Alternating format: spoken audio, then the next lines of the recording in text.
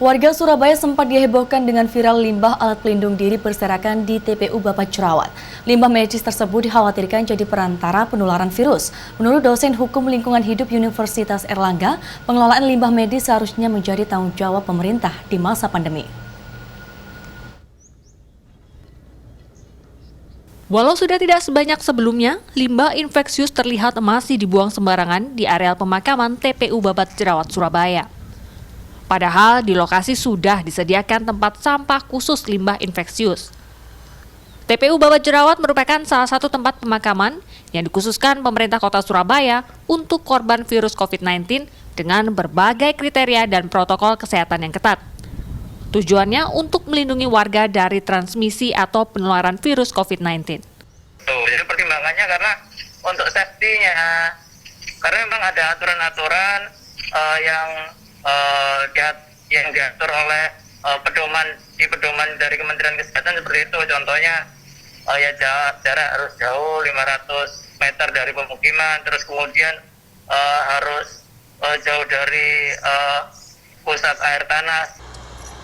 Menanggapi kasus APD yang dibuang sembarangan di areal pemakaman, dosen Hukum Lingkungan Hidup Universitas Airlangga Surabaya mengingatkan pemerintah untuk bertanggung jawab dalam pengolahan sampah APD yang termasuk dalam limbah berbahaya dan beracun. Urusan limbah infeksius ini juga merupakan bagian dari langkah mengatasi pandemi yang otoritasnya berada di tangan pemerintah.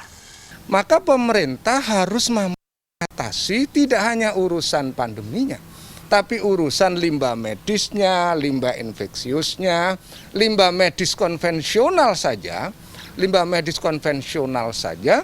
dari 2-3 ribu rumah sakit misalnya, itu tidak ada 30% yang punya insinerator, punya instrumen, punya instalasi untuk mengatasi limbah medis konvensional. Ini yang konvensional. Apalagi limbah infeksius. Sama dengan kita yang kalau sekali pakai gitu, itu memberi beban ekologi yang luar biasa, termasuk kemarin yang tampak di TPU Babat Jerawat, Surabaya. Masih menurut Suparto, landasan hukum tentang penanganan limbah infeksius ini tertuang jelas dalam Surat Edaran Menteri Lingkungan Hidup dan Kehutanan Nomor 2 Tahun 2020 tentang pengolahan limbah infeksius. Pemerintah juga diharapkan mampu memberikan edukasi kepada masyarakat bagaimana cara bijaksana dalam mengelola limbah infeksius ini. Gia Clarissa, Andreas Wicaksono, Surabaya.